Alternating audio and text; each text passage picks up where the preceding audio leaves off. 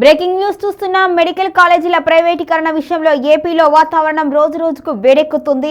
ఈ విషయంపై ప్రభుత్వం ఏమాత్రము కూడా వెనక్కి తగ్గట్లేదు. ఇప్పటికే వైసీపీ అయితే కోటి సంతకాల సేకరణ చేసి గవర్నర్కి అందజేసింది. అయితే మొత్తానికైతే దీనికి సంబంధించి అయితే రోజు రోజుకు ఆసక్తికర పరిణామాలు అయితే వెలుగుతున్నాయి. ఇటీవల నారా లోకేష్ కూడా దీని మీద ఒక వీడియోని అయితే రిలీజ్ చేశారు. ఏ వీడియోని అసలు ప్రతిపక్షం ఎలా ఉండాలి అనేది చెప్తూ ఆయన ఈ వీడియోని వెల్లడించారు. తాను చిన్నతనంలో ఉన్నప్పుడు తనకి ఆరోగ్యం బాగోని పరిస్థితిలో దగ్గు, జలుబు, జ్వరం ఏ వచ్చినా పక్కనే ఉన్న నిమ్స్ హాస్పిటల్కి వెళ్ళేవాడిని అని, ఇంటి దగ్గర ఉన్న ఎటువంటి ప్రభుత్వ ఆసుపత్రికి వెళ్ళలేదు అని, కేరళ, తమిళనాడు వంటి రాష్ట్రాల్లో కూడా ప్రభుత్వ ఆసుపత్రుల్లోని సౌకర్యాలు ఎక్కువగా ఉంటాయని, ప్రజలందరూ కూడా ప్రభుత్వ ఆసుపత్రులనే ఆశ్రయిస్తున్నారు అంటూ కూడా ఆయన చెప్పుకొచ్చారు. మరి ఇప్పుడు మాత్రం అధికారంలోకి వచ్చిన తర్వాత పీపీపీ విధానాన్ని తీసుకొస్తున్నారు.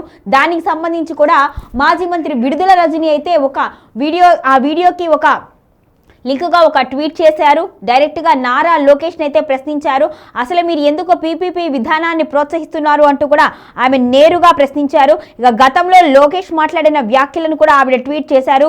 ఇక అదేవిధంగా మీరు ఏ వీడియోలు చేయడంలో సిద్ధహస్తులు, మిమ్మల్ని మించిన వారు ఎవరూ ఉండరు అంటూ కూడా ఆమె కామెంట్ చేశారు. 10 మెడికల్ కాలేజీలు కట్టడానికి 25 ఏళ్ల సమయం పడుతుంది అంటున్నారు. ఎందుకు అంత సమయం పడుతుంది అంటూ కూడా ఆమె ప్రశ్నించారు. ఇక 14 ఏళ్లు అధికారంలో ఉన్నప్పుడు చంద్రబాబు నాయుడు ఎందుకు ఒక్క మెడికల్ కాలేజీ కూడా కట్టలేదు అంటూ కూడా ఆమె మరొక ప్రశ్న వేశారు. ఇక అంతేకాకుండా 10 మెడికల్ కాలేజీలు కట్టడానికి 25 ఏళ్ల సమయం పడుతుంది అంటున్న మీ నాన్నగారికి, మీకు ఇక హైటెక్ సిటీ మేమే కట్టాము, హైదరాబాద్ మేమే కట్టాము అనే మీకు అది ఎలా సాధ్యమైందంటూ కూడా ఆవిడ ప్రశ్నించారు. ఇక ప్రజలు కూడా వ్యతిరేకిస్తున్నారు. ఇప్పటికే కోటి సంతకాల సేకరణ చేశాము, అయినా మీరు ఎందుకు దాని మీదే ఉంటున్నారు, పట్టెందుకు వదలట్లేదు, ప్రజల కోసం మీరు మెరుగైన వైద్యం అందించాలి అనుకుంటే ప్రైవేటు విధానాన్ని ఎందుకు అమలు చేయాలి అనుకుంటున్నారు అంటూ కూడా ఆవిడ సూటిగా ప్రశ్నించారు. మొత్తానికైతే పీపీపీ విధానం అనేది రాజకీయ రణరంగంగానే మారింది అనుకోవచ్చు. దీనిపై ఇప్పటికే వైసీపీ స్పందించి కోటి సంతకాల సేకరణ చేసింది.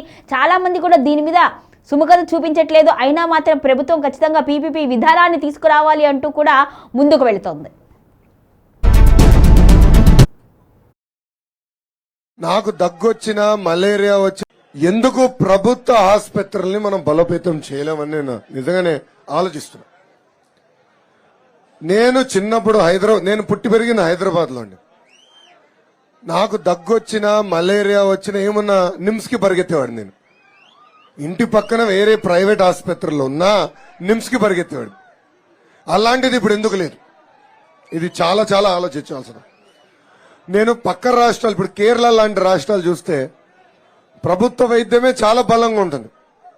ఎందుకు అది మనం తీసుకురాలేం అనేది బలంగా నేను ఆలోచిస్తున్నా. అక్కడ మీకు మెరుగైన వైద్యం ఎందుకు అందించలేమనేది ఒక ఛాలెంజ్ గా తెలుగుదేశం ప్రభుత్వం తీసుకుంటుంది. ఎందుకు ప్రభుత్వ ఆసుపత్రుల్ని మనం బలోపేతం చేయలేమని నేను నిజంగానే ఆలోచిస్తున్నా. నేను చిన్నప్పుడు నేను